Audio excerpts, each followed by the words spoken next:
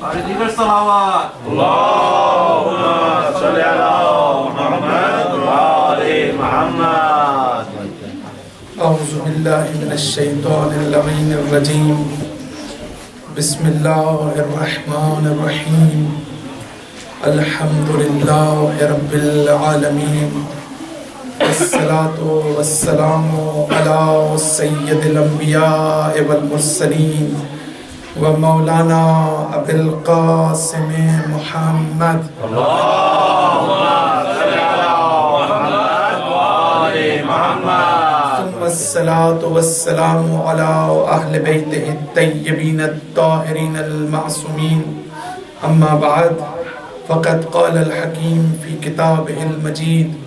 وفرقانہ الحمید. بسم اللہ الرحمن الرحیم. من المؤمنین رجال صدقوا ما عاهدوا الله علیہ ومنهم من قضى نحبه ومنهم من ينتظر وما بدلوا تبدیلا. صلوات پڑھیں. اللهم صل على محمد وآل محمد. عزیزان گرامی، برادران و خواہران، میرے لیے یہ باعث شرف ہے کہ مجھے آج پہلی مرتبہ ونڈسر کے مومنین سے گفتگو کرنے اور خطاب کرنے کا موقع مل رہا ہے. جن مجالس کا سلسلہ، جس موضوع کو میں ان مجالس میں لے کر چلنا چاہتا ہوں، کئی موضوعات میرے ذہن میں تھے کہ جن پر بات کرنے کی ضرورت تھی، لیکن میں نے ان ایام کی مناسبت سے میں یہ سمجھتا ہوں کہ واقعات کربلا کے بعد حضرت زینب سلام اللہ علیہا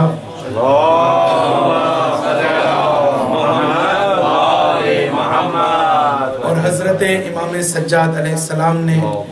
جس طریقے سے جس طریقے سے آپ نے اس تحریک کو، اس الہی تحریک کو قدم بے قدم آگے بڑھایا، اور شہزادی زینب نے جس طریقے سے اپنے بھائی کے مقصد کو اجاگر کرنے کے لیے، اپنے بھائی کے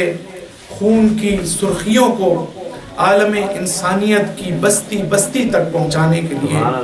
جس طریقے سے یزید اور ابن زیاد کی سازشوں اور ہتھ کنڈوں کا مقابلہ کیا اور کامیابی حاصل کی، تو ہم ان حالات کا میں چاہتا ہوں کہ ان مجالس کے اندر جو ہے وہ تجزیہ کیا جائے. اور بہت سے ایسے پہلو ہیں کہ جن پر گفتگو کی ضرورت ہے، جن کی تفصیل بیان کرنے کی ضرورت ہے، اور عام طور پر چونکہ ہماری مجالس میں اس موضوع پر اس لیے گفتگو نہیں ہوتی کہ اس کو ہم ہمیشہ چونکہ مصائب کا حصہ بناتے ہیں، تو مصائب کا حصہ بنانے کی وجہ سے ہم اس کو زیادہ گہرائی میں اس پورے تحریک کو اور جو بھی واقعات پیش آئے ہم اس کا تجزیہ و تحلیل اور اس کو ایویلویٹ جو ہے وہ صحیح طرح سے کرنے کا ہمیں موقع نہیں ملتا. لہٰذا میں چاہوں گا کہ ان مجالس کے اندر جہاں ہمارے بچے، جہاں ہمارے نوجوان جو ہیں وہ تاریخ سے آگاہی حاصل کریں کہ ہسٹوریکلی اور کس سیکوینس کے ساتھ یہ واقعات پیش آئے. وہاں پر میں چاہوں گا کہ تھوڑا سا رک کر جو ایشوز ہیں ان کو پریسائزلی جو ہے ان کو بیان کروں. خاص طور پر کوفے میں جو حضرت زینب کا خطبہ ہے اور شام میں یزید کے دربار میں جو شہزادی زینب کا خطبہ ہے، ہم اس خطبے کے جو کنٹینٹس ہیں تھوڑا سا ان مجالس میں ہم ان کے اوپر بھی بات کریں. سوال کر دیجیے.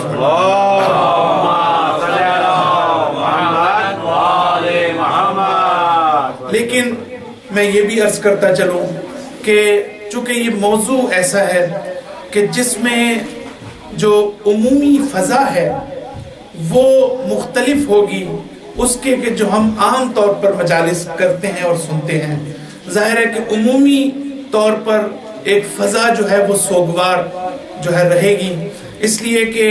جتنے بھی واقعات ہیں ان کو ہم مصائب کا حصہ بھی بنا سکتے ہیں اور اس کو ہم فضائل میں بھی لا سکتے ہیں. لہٰذا میں ابھی سے یہ عرض کرنا چاہوں گا کہ ہمارے ذہن میں یہ چیز موجود رہے کہ یہ اس ٹریڈیشنل روش سے ہٹ کر اس موضوع کی وجہ سے ایک عمومی فضا جو ہے وہ یقیناً جو ہے وہ قدرتی طور پر ایسا وجود میں آنا جو ہے وہ ضروری ہے، اور اس کے تقاضوں کو بھی ہمارے لیے ضروری ہے کہ ہم اس کو مد نظر رکھیں۔ جہاں تک میں شکر گزار ہوں، میرا جتنا بھی مختصر تعارف کروایا، میں سمجھتا ہوں کہ اپنا تعارف کروانا بہت مشکل کام ہے، اور میں زیادہ ڈیٹیل میں نہیں جاؤں گا، صرف 2 چیزیں اور ایڈ کرتا چلوں کہ میں نے جہاں قم میں اپنی زندگی کا ایک بہت بڑا حصہ وہاں پر تعلیم حاصل کرنے میں نے گزارا، وہاں پر میں نے تہران یونیورسٹی سے الہیات میں ماسٹر کیا، اور اسی طرح سے میں نے الہیات میں پی ایچ ڈی کی، جو میں آج جو میں نے یہاں کی یونیورسٹیز میں بھی جو مختلف کورسز میں کر رہا ہوں، اس میں ایک اہم ترین کورس جو ہے وہ کاؤنسلنگ سائیکالوجی کا ہے، اور سائیکو سوشل ریہائبلیٹیشن کے حوالے سے میرے کچھ کورسز ہیں جو اپنے اختتام کو پہنچ رہے ہیں۔ لیکن الہیات جو ہے، میری جو رائے ہے ابھی تک وہ یہ ہے کہ سوشل سائنسز کے اندر دنیا کا ٹفسٹ سبجیکٹ جو ہے وہ الہیات ہے، اور بہت ہی اس میں مشکل ایشوز ہیں، اور اس میں فوکس جو ہے اس بات پر ہوتا ہے کہ ریلیجن کے حوالے سے، مذہب کے حوالے سے جو بھی ہمارے عقائد ہیں، ان عقائد کا ہم عقلی اور منطقی طور پر ڈیفینڈ کیسے کر سکتے ہیں، ہم ان کا دفاع کیسے کر سکتے ہیں۔ لہٰذا یہ سارا جو الہیات کا پروسیجر ہے، اس میں بنیادی فوکس جو ہے وہ یہی ہوتا ہے کہ ہم اگر توحید کی بات کرتے ہیں، ہم اگر نبوت کی بات کرتے ہیں، ہم اگر امامت و ولایت کی بات کرتے ہیں، اگر ہم دین کی حقانیت کی بات کرتے ہیں، تو ہمیں قدم قدم پر لاجیکلی اور فلسافیکلی جو ہے ہمیں پروف کرنے کی ضرورت ہے، تاکہ ہم آج کی اس نسل کو جو شاید دین اور مذہب کو نہیں مانتی، اور وہ نہ آپ کے قرآن کو مانتی ہے، نہ وہ آپ کی حدیث کو مانتی ہے، وہ یہ کہتی ہے کہ ہمیں عقلی بنیادوں پر اپنے عقائد کی جسٹیفیکیشن پیش کریں۔ تو یہ جسٹیفیکیشن، اور آج کل کی جو ہماری نسل ہے، ہمارے بچے آج وہ اس ٹریڈیشنل جواب کے اوپر وہ سیٹسفائیڈ نہیں ہوتے، وہ آپ سے پوچھتے ہیں کہ اگر آپ فلاں کام کرتے ہیں مذہب کے نام پر تو اس کا فلسفہ کیا ہے اور اس کی بنیاد کیا ہے۔ تو لہٰذا میں سمجھتا ہوں کہ ہمارے ممبر سے جو انٹلیکچول بیسس کے اوپر گفتگو ہونی چاہیے، لیکن آسان زبان میں، اور ہمارے جو نوجوان ہیں انہیں ویل ایکوپڈ ہونا چاہیے تاکہ وہ ہر میدان میں اپنے عقائد کا دفاع کر سکیں، اور خود کو بھی بہت سے انحرافات سے نکال کر صحیح دین کو جو ہے وہ ایکسپٹ کر سکیں۔ صلوات پڑھ دیجئے۔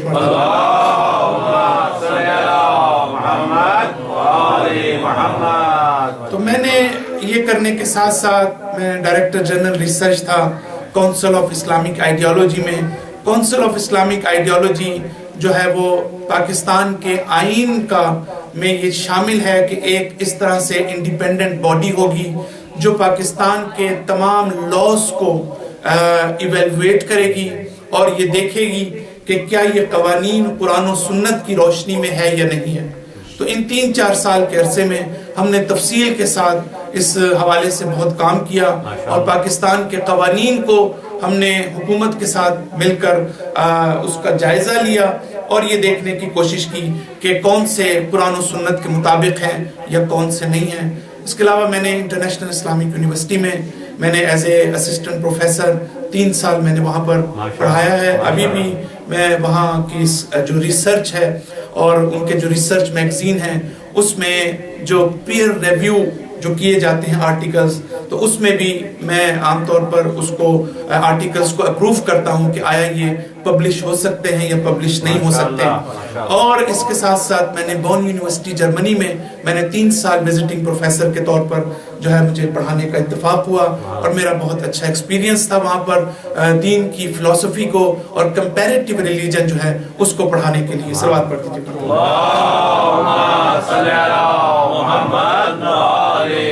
میں اپنے تعارف کے ساتھ ساتھ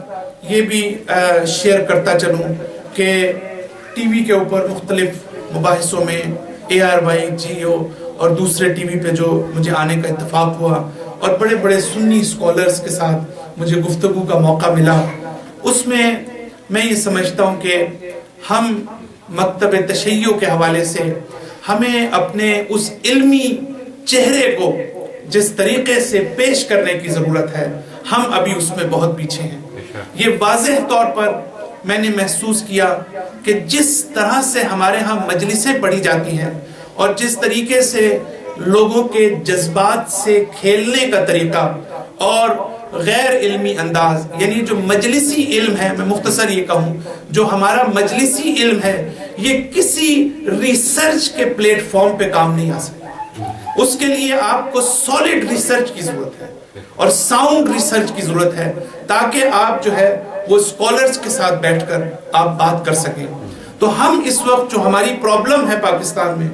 ایک یہ ہے کہ ہم اس مین اسٹریم سے باہر ہیں کہ جو بھی مذہب اور دین سے متعلق ایشوز اس ملک میں آتے ہیں، اس میں ہماری کوئی کنٹریبیوشن نہیں اور ہماری کوئی توجہ اس بات کی طرف نہیں ہے کہ ہم اہل بیت کے اس علمی سرمایہ کو دنیا تک پہنچائیں اور دنیا تک اس علمی جو ہمارا چہرہ ہے، جو ہمارے لیے باعث فخر ہے کہ جو ہمارے پاس میٹیریل موجود ہے، جو ہمارے پاس معرفت موجود ہے، جو ہمارے پاس معارف کا دریا موجود ہے، لیکن بیٹھ کر کام کرنا اور اس کو لوگوں تک پہنچانے کی ضرورت ہے۔ صلوات پڑھ دیجیے۔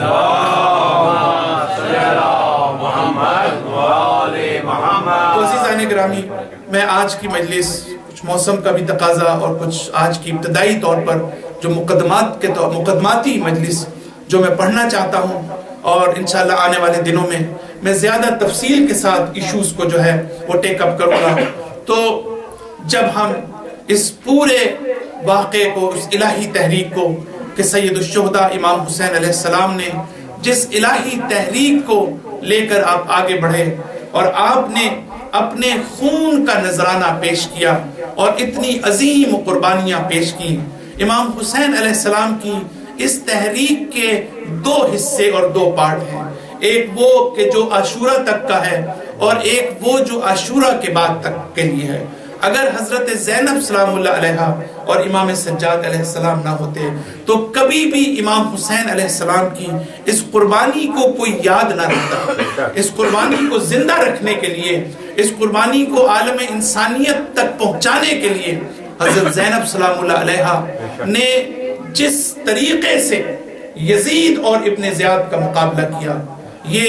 ہم اس کو دیکھنا چاہیں گے، اس لیے کہ یہ کوئی سادہ مسئلہ نہیں ہے۔ ہمیں سمجھنے کی ضرورت ہے کہ حضرت زینب میں کون سی صلاحیتیں موجود تھیں، کون سی کوالٹیز موجود تھیں، اور کس کس مقام پر کتنے نازک مراحل سے آپ گزری۔ آپ کو ان تاریخ کے خبیث ترین افراد جو وحشت و بربریت اور جنہوں نے ظلم و ستم کی انتہا کر دی، لیکن انہوں نے جو ہتھ کنڈے استعمال کیے، تو ان کا مقابلہ کرنے کے لیے ہم یہ دیکھتے ہیں کہ یہ سیدہ زینب نے صرف مظلومیت کافی نہیں تھی۔ بہت اہم نقطے کی طرف اشارہ کرنا چاہتا ہوں۔ اگر ہم یہ سمجھتے ہیں کہ چونکہ حضرت زینب مظلوم تھیں تو اس مظلومیت کا سہارا لے کر آپ نے اتنی بڑی کامیابی حاصل کی، یہ مظلومیت کا ایشو نہیں ہے، بلکہ آپ نے قدم قدم پر اپنی جس بصیرت کا مظاہرہ کیا، جس عقل و خرد کا مظاہرہ کیا، جس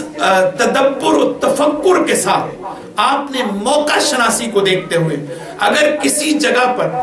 مظلومیت کے اظہار کی ضرورت تھی تو حضرت زینب نے اس مظلومیت کو اظہار کیا۔ اگر کسی جگہ پر عقل و منطق اور فلسفے کی ضرورت تھی تو حضرت زینب نے اس فلسفے کو ایڈریس کیا۔ اگر کسی جگہ پر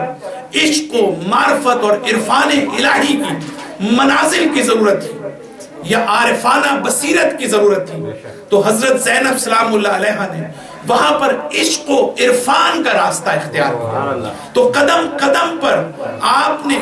مختلف طریقوں سے اپنے مقصد کو پہنچانے کے لیے اور دشمن کی ماہیت کو آشکار کرنے کے لیے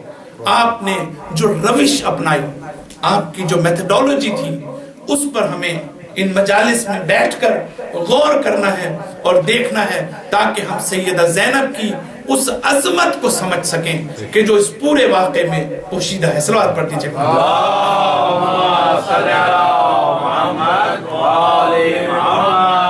اب ہم دیکھتے ہیں کہ جب آپ کوفے والوں کو خطاب کرتی ہیں تو آپ کا خطاب کا انداز ہی اور ہے. جب آپ ابن زیاد کے دربار میں جب آپ خطاب کرتی ہیں تو وہاں پر آپ کا انداز اور ہے. جب یزید کے دربار میں آپ گفتگو کرتی ہیں تو وہاں پر آپ کی اپروچ بالکل مختلف ہے. ان مختلف قسم کی اپروچز میں یہ فرق کیوں ہے؟ اس لیے کہ ٹائم اینڈ سپیس اور حالات کا تقاضا اور مقصد تک پہنچنا. آپ ایک ہی اپروچ کے ساتھ آپ ہر جگہ پر اپنے مقصد تک نہیں پہنچ سکتے. ہر جگہ پر آپ کو یہ دیکھنا ہے موقع شناسی ضروری ہے, موقع و محل ضروری ہے, ان شرائط کو سمجھنا ضروری ہے. اس کے بعد آپ کی اسٹریٹجی کیا ہونی چاہیے اس کامیابی کو حاصل کرنے کے لیے. تو شہزادی زینب نے اسی طریقے سے ہم دیکھتے ہیں کہ تینوں چاروں مقامات کے اوپر, اور ہمیں عجیب چیز کربلا کے واقعات کے بعد نظر آتی ہے کہ آپ یہ دیکھیں کہ تین منصوبے یزید اور ابن زیاد نے بنائے. تین منصوبے کوفے میں بنائے گئے اور تینوں منصوبوں میں ابن زیاد کو شہزادی زینب نے شکست دی, اور ایسی شکست کہ جس میں دعویٰ نہیں کیا گیا کہ ہم نے شکست دی, بلکہ دشمن نے اس شکست کو تسلیم بھی کیا. لیکن سب سے بڑا سوال جو میں آپ کے سامنے رکھنا چاہتا ہوں کہ تین منصوبے کوفے میں بنائے گئے تاکہ حضرت زینب کو ایک مرتبہ جھکا سکیں, تاکہ ان کو اور رسوا کر سکیں اور اپنی اس ظلم و ستم کو جسٹیفائی کر سکیں. ان تین منصوبوں میں ناکامی کے بعد, شکست حاصل کرنے کے بعد, ان کی ماہیت کے آشکار ہو جانے کے بعد, سوال سب سے بڑا جو آپ کے سامنے رکھنا چاہتا ہوں آج کی مجلس میں وہ یہ ہے کہ تینوں منصوبوں کو شام میں پھر دہرایا گیا. کیا وجہ ہے؟ آخر شام میں جب شکست کوفے میں ہو گئی تو شام میں ان منصوبوں کو دہرانے کی کیا ضرورت تھی؟ لیکن یہ ہم انشاءاللہ گریجولی اس کو میں ٹیک اپ کروں گا اس مسئلے کو. اور وہ ایک بازار کوفہ, ایک مسجد کوفہ اور ایک دربار کوفہ, اس قافلے کو بازار میں بھی لایا گیا, اس قافلے کو مسجد میں بھی لایا گیا, اس قافلے کو دربار میں بھی لایا گیا. اور ہمارا سلام ہو شہزادی زینب پر کہ تینوں موقع پر آپ نے کتنی شجاعت و بہادری کے ساتھ آپ نے ابن زیاد کی سازشوں کا مقابلہ کیا. لیکن عجیب بات یہ ہے کہ شام,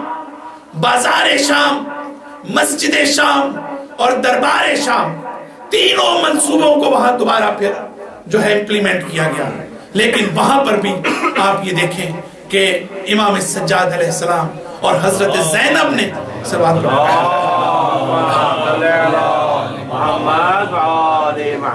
کس طرح سے یزید کا مقابلہ کیا,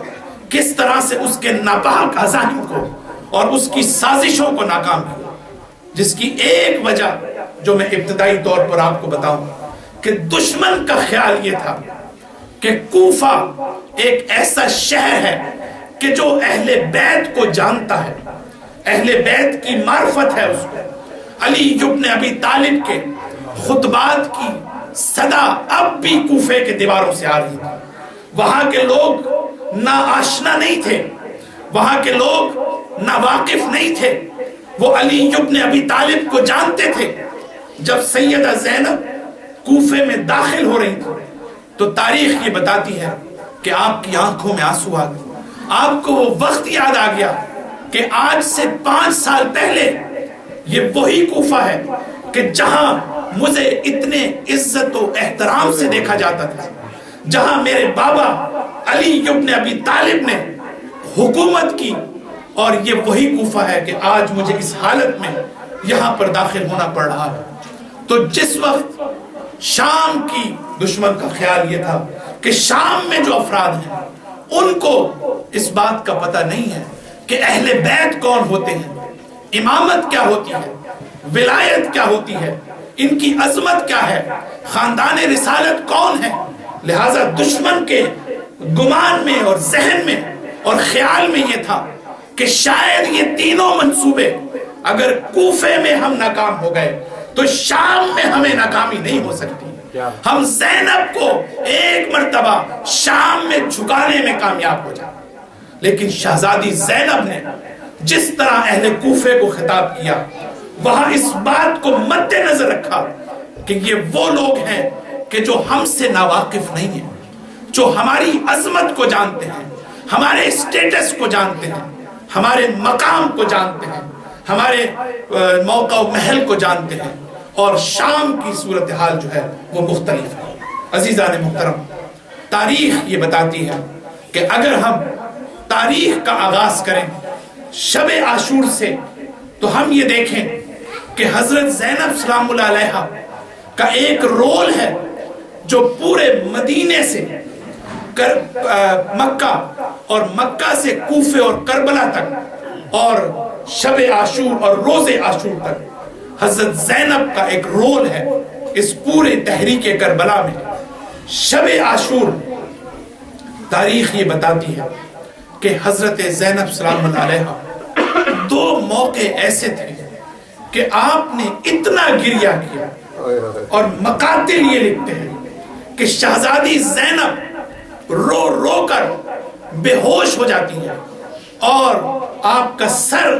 اپنے بھائی حسین کے زانوں پر ہے۔ امام حسین علیہ السلام نے زینب کو دلاسا دیا، امام حسین علیہ السلام نے زینب کو خطاب کیا کہ بہن زینب، آنے والے حالات کا مقابلہ کرنے کے لیے تمہیں صبر و تحمل کی ضرورت ہے، تمہیں نئے عزم کی ضرورت ہے، تمہیں صبر و حوصلے کی ضرورت ہے، تمہیں شجاعت و بہادری کی ضرورت ہے۔ حضرت زینب سلام اللہ علیہا کو امام حسین نے خطاب کیا کہ بہن زینب، تم کس بات پہ روتی ہو؟ تمہارے جد اس دنیا سے چلے گئے، وہ مجھ سے بہتر، میں ان سے بہتر نہیں ہوں۔ تمہارے بابا اس دنیا سے چلے گئے، میں ان سے بہتر نہیں ہوں۔ تمہارا بھائی حسن اس دنیا سے چلا گیا، میں ان سے بہتر نہیں ہوں۔ زینب نے جواب دیا، بھیا میرے جد جب گئے تو کوئی میرا سہارا موجود تھا، میرے بابا جب گئے تو کوئی میرا سہارا موجود تھا، میرے بھائی جب گئے تو بھیا آپ میرا سہارا تھے، لیکن بھیا آپ کے جانے کے بعد میرا کون سہارا ہوگا؟ میں کس کے سہارے پر جی سکوں گی؟ یہ حالات اور شرائط تھی حضرت زینب کی۔ لیکن عزیزو، تاریخ یہ بتاتی ہے کہ اب استاد مرتضی مطہری اپنی کتاب حماسہ حسینی میں جو مذہب تشیع کے لیے آیت اللہ مطہری ایک فخر ہے، اور ان سے بڑا اسکالر شاید ہماری تاریخ میں کوئی نہیں آیا، وہ اپنی اس کتاب میں اس بات کی طرف اشارہ کرتے ہیں کہ وہ زینب جو شب عاشور کی زینب تھی، اور وہ زینب کہ جو 11 محرم کی زینب ہے، ان دونوں زینب میں زمین آسمان کا فرق ہے۔ اب یہ زینب میں جو عظمت و بزرگی نظر آ رہی ہے، جو صبر و حوصلہ نظر آ رہا ہے، جو شجاعت نظر آ رہی ہے، انسان تصور نہیں کر سکتا اب اس زینب کو کہ جس نے اس قافلے کی قیادت سنبھالی، جس نے معصوم بچوں کا خیال رکھنا ہے، جس نے مختلف محاذوں پر دشمن کو فیس کرنا ہے۔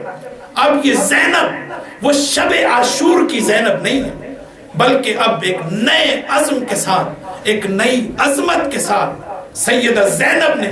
اس تحریک کا آغاز کیا۔ میں یہ عرض کروں گا کہ یہ تاریخ کا واقعہ نہیں، اگر آپ جو ہے وہ مطالعہ کریں تو آپ اس نتیجے پر پہنچیں گے کہ حضرت زینب جس طریقے سے آپ شب عاشور جب ہم دیکھتے ہیں اور بعد میں دیکھتے ہیں تو ایک نیا عزم اور نیا حوصلہ، اور شاید مجھے یہ کہنے کی اجازت دیجیے کہ جب میں ان تاریخی واقعات کو پڑھتا ہوں، حضرت زینب کے کردار کو پڑھتا ہوں، تو میں یہ سمجھتا ہوں کہ اللہ کی براہ راست انوالومنٹ یہاں پر نظر، ایسا محسوس ہوتا ہے کہ اللہ خود جو ہے قدم قدم پر زینب کا ساتھ دے رہا۔ ہم دنیا میں بہت سی ہم زندگی گزارتے ہیں، ہم سب اللہ کے اوپر ایمان رکھتے ہیں، اعتقاد رکھتے ہیں، لیکن بہت کم جگہ ہوتا ہے کہ جہاں ہمیں اللہ کی خصوصی انوالومنٹ کا پتہ چلے، ہم یہ سمجھتے ہوں کہ اللہ کی خصوصی طور پر انوالومنٹ ہے اور اللہ انگیج ہے، لیکن عزیزان محترم ہم یہ دیکھتے ہیں کہ اس پورے واقعے میں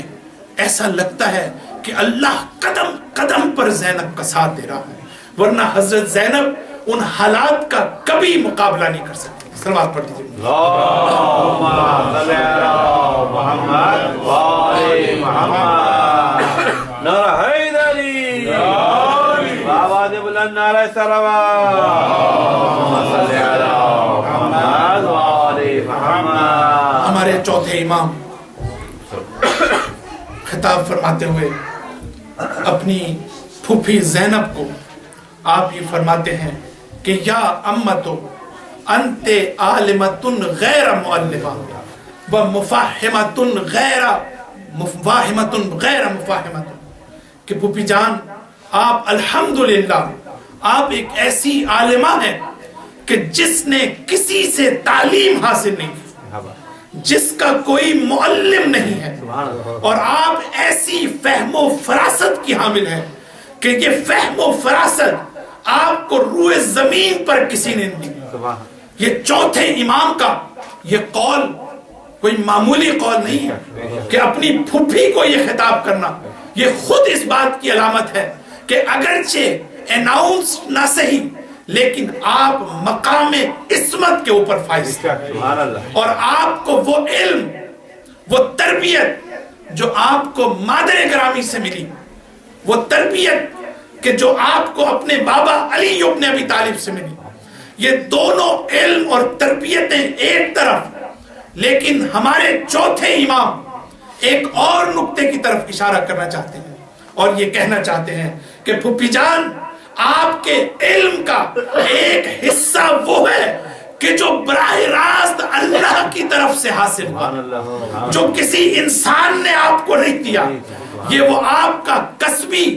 اور آپ کا الہامی علم ہے، وہ اللہ تعالیٰ نے آپ کو یہ علم عطا کیا ہے اور یہ فہم و فراست عطا کی۔ صلوات پڑھ دیجیے مرتبہ۔ اللہم صلی علی محمد و آل محمد۔ اب یہاں پر ایک سوال اور ایک حدیث نقل کرنا چاہتا ہوں، شاید آپ نے اس سے پہلے مجھے نہیں معلوم کہ سنی ہوگی یا نہیں سنی ہوگی، لیکن میں اس روایت کو نقل کرنا چاہتا ہوں۔ امام حسن عسکری علیہ السلام اللہم صلی علی محمد و آل محمد کی شہادت کے بعد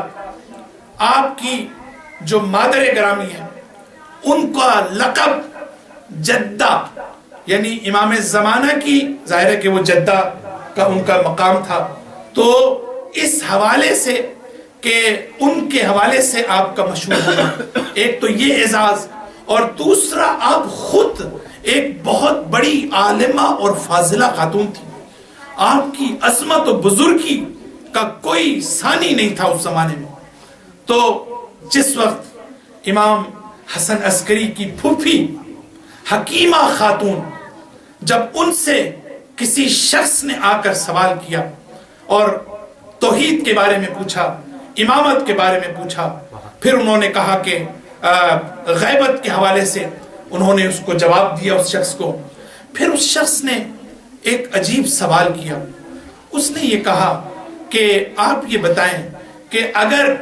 اس غیبت کے یا اس دور میں جب امام شہید ہو چکے ہیں ہمیں کسی کی طرف رجوع کرنا پڑے تو حجت خدا کیا ہے؟ اللہ کی کون سی حجت ہے کہ جس کی طرف ہم رجوع کریں؟ تو حکیمہ خاتون یہ کہتی ہیں کہ تم جدہ کی طرف رخ کرو، اس خاتون کی طرف، کہ اگر تمہیں کوئی پرابلم ہو تو اس جلیل القدر خاتون اس کی طرف تم رخ کرو اور اس سے اپنے مسائل کو پوچھو۔ اس شخص نے عجیب سوال کیا، اس نے کہا کہ کیا تاریخ میں کوئی ایسی مثال ہے کہ کوئی امام کا وسیع عورت بن جائے؟ کیا یہ پوسیبل ہے کہ آپ یہ کہہ رہی ہیں اتنا بڑا مقام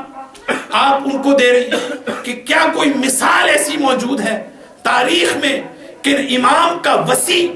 اور امام کا نائب کوئی عورت بن جائے؟ تو آپ نے یہ جواب دیا اس کی مثال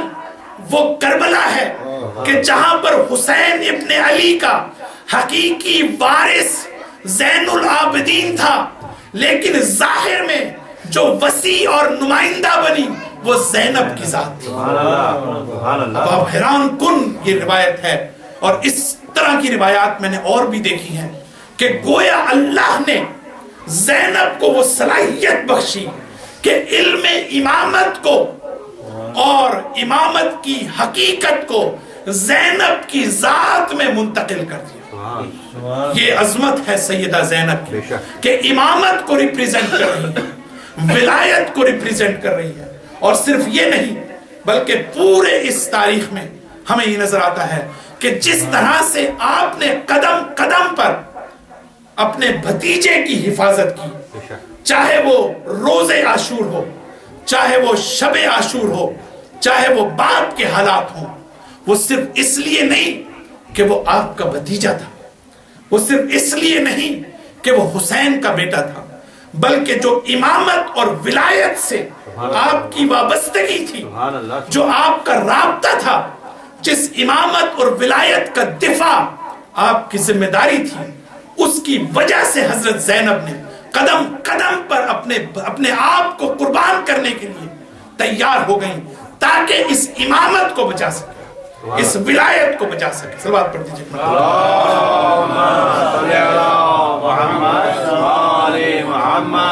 تو عزیزان محترم، ہم یہ دیکھتے ہیں کہ کبھی کبھی ہم واقعات سنتے ہیں، لیکن ان واقعات میں ہم کبھی کبھی سمجھتے ہیں کہ یہ کوئی معمولی بات ہے، لیکن اگر ہم غور کریں، اگر ہم رکیں تھوڑا سا، اپنا عام انسان کی حیثیت سے ہم اپنا جائزہ لیں، اور پھر ہم ان کائنات کی عظیم ہستیوں کی شخصیت کے مختلف پہلوؤں اور ان کے کمالات اور ان کے فضائل کا جائزہ لیں، تب ہمیں اندازہ ہوتا ہے کہ یہ کتنی بڑی عظمت اور کتنی بڑا مقام ہے کہ جو ان کے پاس موجود ہے۔ جب ہم مولا کائنات کی شخصیت کے بارے میں بات کرتے ہیں، تو ایک چیز جو میں تفصیل کے ساتھ بعض مجالس میں پیش کر سکا کہ آپ میں متضاد صفات جمع تھی، یعنی یہ ساری صفات بیک وقت انسان کے اندر ہونا تقریباً ناممکنات میں سے، اور تاریخ ہمیں بتاتی ہے کہ جب مولا کائنات جب جنگ کے میدان میں ہوتے تھے تو ایسا لگتا تھا کہ جو سوائے شجاعت اور بہادری کے جن سے بڑے بڑے سورما کانپا کرتے تھے، جیسے آپ میں کوئی اور صفت نہیں ہوگی، لیکن جب یہی علی محراب عبادت میں کھڑے ہوتے تھے تو لوگ یہ کہتے تھے کہ جیسے یہ سوائے عبادت کے اور عابد ہونے کے کوئی اور صفت موجود ہی نہیں ہے، اتنا کمال۔ اور جب فصاحت و بلاغت کا وقت آتا تھا تو نظر آتا تھا کہ علی سے بڑھ کر کوئی فصیح و بلیغ کوئی نہیں ہے، اور جب منصب قضاوت پر بیٹھتے تھے تو علی سے بڑا قاضی کوئی نظر نہیں آتا تھا، عدالت الہی کو امپلیمنٹ کرنے والا۔ تو آپ یہ دیکھیے کہ علی میں یہ ساری صفات موجود تھیں، بیک وقت وہ عابد و زاہد بھی تھے، وہ شجاع و بہادر بھی تھے، وہ بہترین فصاحت و بلاغت کے مالک بھی تھے، اور وہ قاضی اور جج بھی تھے، اور ہزاروں صفات جو دوسری جب ہمیں نظر آتی ہیں امام میں۔ اور وہی چیز میں یہ بتانا چاہتا ہوں کہ حضرت زینب کی ذات میں اگر ہم دیکھیں اور غور سے اس کا جائزہ لیں تو ہم یہ دیکھیں گے کہ حضرت زینب میں کس طرح سے متضاد صفات ہمیں نظر آتی ہیں جو عام انسان میں ممکن ہی نہیں ہے۔ کبھی پھر میں عرض کروں گا کہ واقعاً ہمیں غور کرنے کا موقع کم ملتا ہے، لہٰذا میں چاہوں گا کہ قدم قدم پر تاریخ وار جو ہے میں حضرت زینب کا تعارف کرواؤں، اور پہلے میں اس کلی مسئلے کو بیان کروں اور اس کے کانٹیکسٹ میں ہم حضرت زینب کی شخصیت کا جائزہ لیں. اب پہلی چیز آپ دیکھیں کہ حضرت زینب جس وقت یہ قافلہ جس طریقے سے اس کو کوفے کی طرف لے جایا جاتا ہے، حضرت زینب سلام اللہ علیہ کہتے ہیں کہ جس رنج و غم کے عالم میں اور جس طرح بے پلان کے اونٹوں پر اور رسن بستہ اس قافلے کو لے کے جائے، سیدہ زینب نے عمر سعد سے یہ درخواست کی کہ اے عمر سعد، تو نے جو ظلم کرنا تھا وہ ظلم تو نے کیا، لیکن ہماری اور میری ایک درخواست ہے کہ ہمیں جب تو اس حالت میں لے کے جا رہا ہے تو ہمیں اپنے پیاروں کی آخری زیارت کرنے کا موقع دے، ہمیں ایسے راستے سے لے کے جائے کہ ہم اپنے پیاروں کی لاشوں کو دیکھ سکیں. عزیز و تاریخ یہ بتاتی ہے، بہت توجہ کیجئے گا مجالس کے نکات کے اوپر، تاریخ کربلا یہ بتاتی ہے کہ جب زینب نے اس طرف سے گزری اور اپنے بھائی کی لاش کو، بے کور و کفن لاش کو دیکھا، تو سیدہ زینب کا رنج و علم اور غم و اندوہ کا یہ عالم تھا، زینب کے گریے کا یہ عالم تھا کہ تاریخ یہ بتاتی ہے کہ فاللہ، خدا کی قسم، ابکیت کل عدو و صدیق، خدا کی قسم زینب کے گریے کو دیکھ کر ہر دوست و دشمن اس کی آنکھوں میں آنسو آ گئے. یہ کوئی معمولی زینب کا گریہ نہیں تھا، لیکن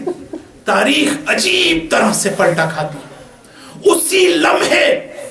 ہمارے چوتھے امام یہ فرماتے ہیں کہ قریب تھا کہ اس منظر کو دیکھ کر میری روح میرے قفس انصری سے پرواز کر جاتی کہ اتنے میں میری پھپھی زینب نے میری طرف توجہ کی اور کہا کہ بیٹا،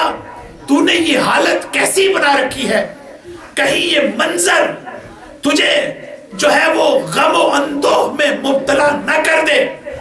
اے سید سجاد، بیٹا یاد رکھ، خدا ایک ایسی قوم کو بھیجے گا کہ جو ان بے گور و کفن لاشوں کو دفن کرے گی. اس قوم کو اس دنیا کے ملعون نہیں جانتے، لیکن آسمان اور اہل آسمان پر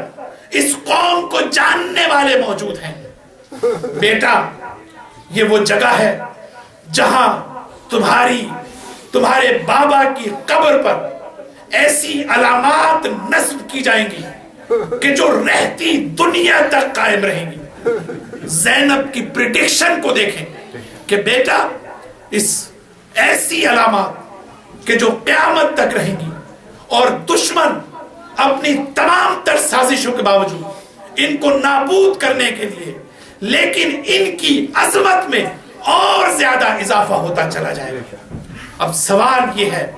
کہ شہزادی زینب نے کس طریقے سے یہ دونوں صفات کو جمع کرنا، ایک طرف خود اتنا رونا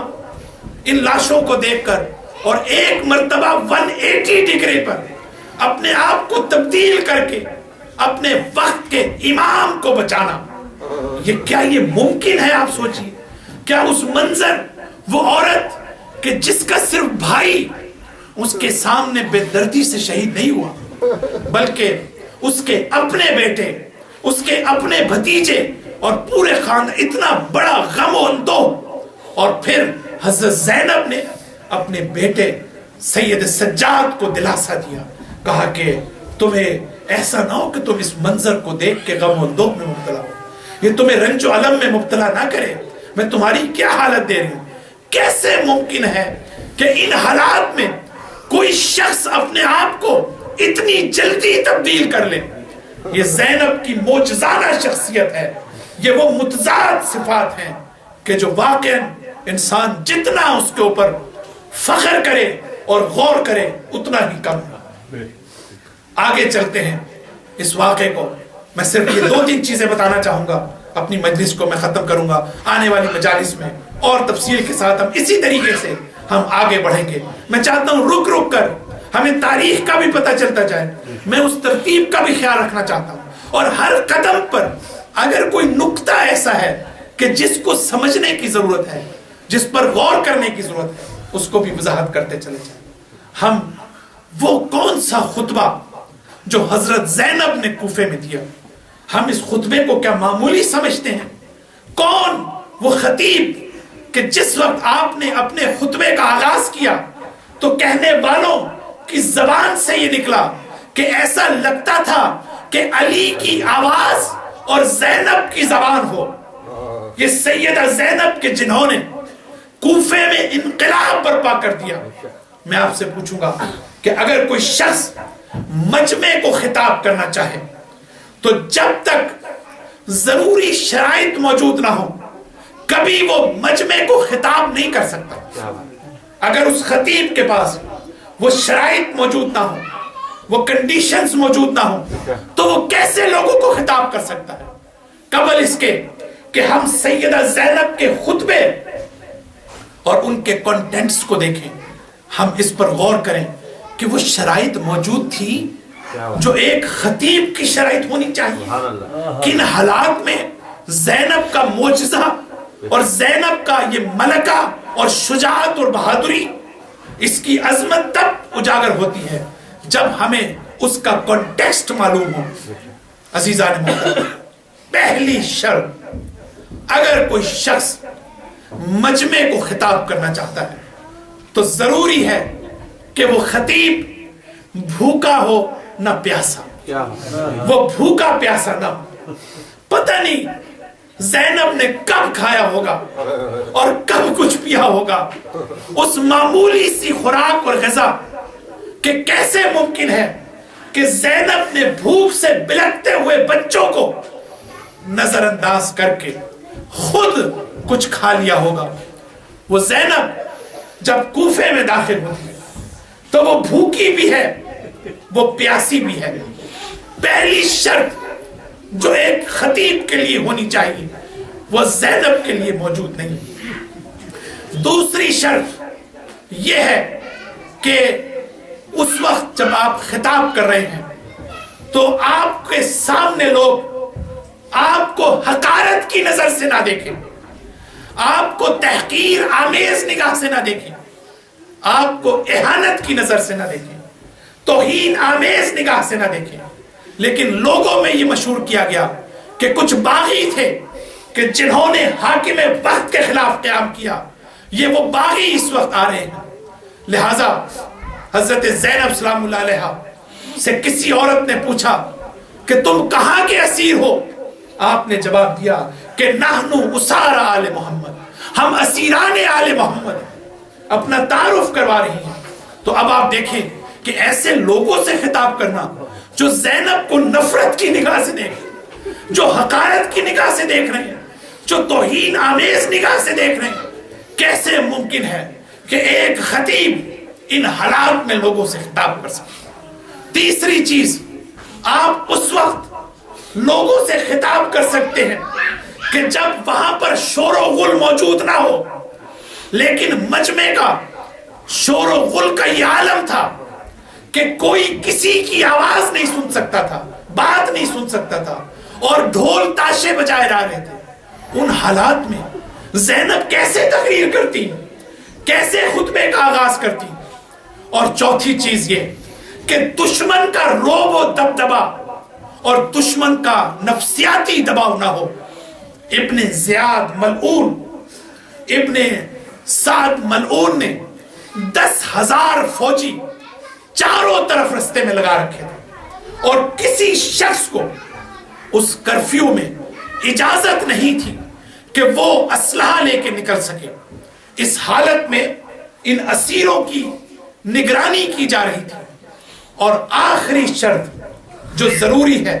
وہ یہ کہ اگر کسی خطیب کے سامنے دل خراش مناظر ہو, وہ بے پلان کے اونٹوں پر ان رسن بستہ ان بیبیوں کو سامنے دیکھ کے, ان معصوم بچوں کو کہ جن کے بارے میں تاریخ یہ لکھتی ہے کہ ایسا لگتا تھا کہ ان کے چہرے دھوپ سے جھلس چکے تھے. کوئی مورخ یہ لکھتا تھا کہ کہ جیسے پگھلا ہوا سونا، اور کوئی مورخ یہ لکھتا تھا کہ جیسے آئینے میں جلتا ہوا چراغ، یہ نقشہ مورخین نے ان معصوم بچوں کا کھینچا۔ ان 5 شرائط کو سامنے رکھیے، کوئی ایک شرط بھی شہزادی زینب کے لیے موجود نہ تھی، لیکن ہمارا سلام ہو سیدہ زینب پر کہ جس نے ایک مرتبہ اپنا ہاتھ ہوا میں لہرایا، یا اہل الکوفہ، اے اہل کوفہ خاموش ہو جاؤ، تم غدار ہو، تم دھوکے باز ہو، تم نے ہمیں مہمان بنا کر بلایا اور تم نے ہمارے ساتھ ایسا سلوک کیا۔ عزیزانو، تاریخ یہ بتاتی ہے کہ جس وقت زینب نے ہوا میں ہاتھ لہرایا تو لوگوں کی سانسیں ان کے سینوں میں دفن ہو گئی، اور لوگوں نے جانوروں کے گلے میں بجنے والی گھنٹیوں پر ہاتھ رکھ دیا کہ دیکھیں کہ دختر علی کیا کہہ رہی ہے۔ ان حالات میں سیدہ زینب نے اپنا تاریخی خطبہ شروع کیا کہ جس کا تجزیہ و تحلیل ہم آنے والی مجالس میں کریں گے، لیکن عزادارو، قریب تھا، مجلس میری ختم ہو گئی، قریب تھا کہ کوفے میں انقلاب برپا ہو جاتا، قریب تھا کہ لوگ ایک مرتبہ ابن زیاد کے خلاف اٹھ کھڑے ہوتے، لیکن سیدہ زینب حیران رہ گئی، پریشان رہ گئی کہ ارے وہی لوگ جو میری طرف دیکھ رہے تھے، ارے وہی لوگ کہ جو میرے خطبے کو سن رہے تھے، اب یہ کس طرف دیکھنا شروع کر دیا۔ عزادارو، اس ابن زیاد نے یہ کمینی حرکت کی کہ زینب نے جب تعجب کیا کہ یہ لوگ تو میری طرف دیکھ رہے تھے، اب جو زینب نے مڑ کے دیکھا تو نوکے نیزہ پر بھائی کا سر تھا اور لوگ اس سر کی طرف دیکھ رہے تھے۔ عزادارو، تاریخ بتاتی ہے کہ خدا کی قسم زینب نے کربلا سے کوفہ اور کوفے سے شام تک اتنا دردناک اور اتنا مختصر مرثیہ زینب سے کبھی نہیں سنا گیا۔ زینب نے ایک مرتبہ اپنا رخ موڑ کر اپنے بھیا کے نوکے نیزہ پر بلند ہونے والے سر کی طرف دیکھا اور خطاب کرتے ہوئے کہا کہ بھیا، ابھی تو ہے ماہ 9 کے چاند، ابھی تو کمال کو بھی نہ پہنچا تھا کہ تجھے گرہن لگ گیا۔ بھیا، مجھے سب کچھ علم تھا، بھیا مجھے یہ بھی علم تھا کہ آپ کو کس بے دردی سے قتل کیا جائے گا، بھیا مجھے یہ بھی علم تھا کہ مجھے اسیر کیا جائے گا، میرے بازوؤں میں رسی بندھی جائے گی، لیکن بھیا اس منظر کا تو میں نے کبھی تصور بھی نہ کیا تھا۔ بھیا اگر میری طرف نہیں دیکھتے تو نہ دیکھو، لیکن بھیا ابھی زینب میں طاقت موجود ہے، ابھی زینب میں صبر و حوصلہ موجود ہے، لیکن بھیا ان معصوم بچوں کی طرف تو دیکھو۔ اللہ رحمت اللہ علیہ قوم الظالمین سيعلم الذين ظلموا أي منقلب ينقلبون اللهم اغفر للمؤمنين والمؤمنات والمسلمين والمسلمات الأحياء بينهم والأموات تابع بيننا وبينهم بالخيرات إنك مجيب الدعوات إنك على كل شيء قدير برحمتك يا أرحم الراحمين. يا حسين يا حسين يا حسين يا حسين يا حسين